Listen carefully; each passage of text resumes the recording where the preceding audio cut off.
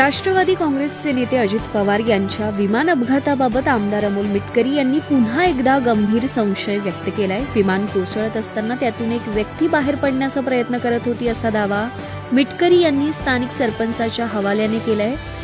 गोजूबावीचे सरपंच कल्याण आटोळे यांच्या माहितीनुसार अपघातग्रस्त विमानाचा दरवाजा उघडा होता आणि निळी पॅन्ट घातलेली एक व्यक्ती बाहेर येण्याची धडपड करत होती. मात्र मदतीसाठी लोक पोहोचण्यापूर्वीच मोठा स्फोट झाला.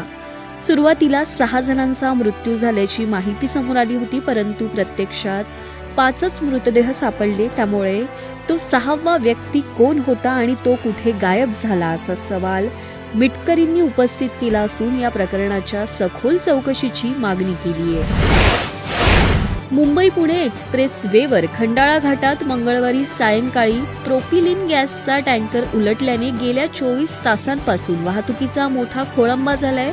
या अपघातामुळे महामार्गावर तब्बल 40 किलोमीटरपर्यंत वाहनांच्या लांबच लांब रांगा लागल्या असून प्रवाशांचे प्रचंड हाल होत आहेत. गॅस अत्यंत ज्वलनशील आणि धोकादायक असल्याने प्रशासनाने सुरक्षेच्या कारणास्तव मुंबईकडे जाणारी वाहतूक पूर्णपणे रोखली होती.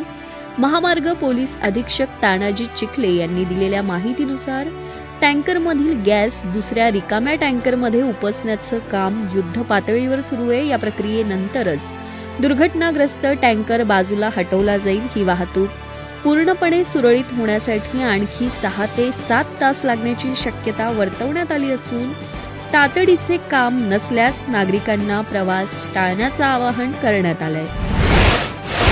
मराठा आरक्षण आंदोलनाचे नेते मनोज जरांगे यांना गोळ्या घालून जीवे मारण्याची धमकी देणारी एक ऑडिओ क्लिप सोशल मीडियावर व्हायरल झाली असून यामुळे राज्यभरात खळबळ उडाली.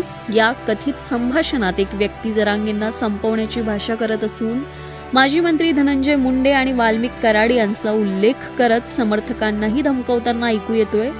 प्राथमिक माहितीनुसार हा संवाद 2 मध्यधुंद व्यक्तींमधील असल्याचं समजतं. मात्र धमकी देणारा व्यक्ती वाल्मिक कराड यांचा जवळचा असल्याचं सांगतायत. या क्लिपमुळे जरांगे यांच्या सुरक्षेचा प्रश्न पुन्हा ऐरणीवर आलाय. अद्याप या प्रकरणी कोणतीही अधिकृत तक्रार दाखल झालेली नसून संबंधित ऑडिओ क्लिपची सत्यता पोलिसांकडून तपासली जाते.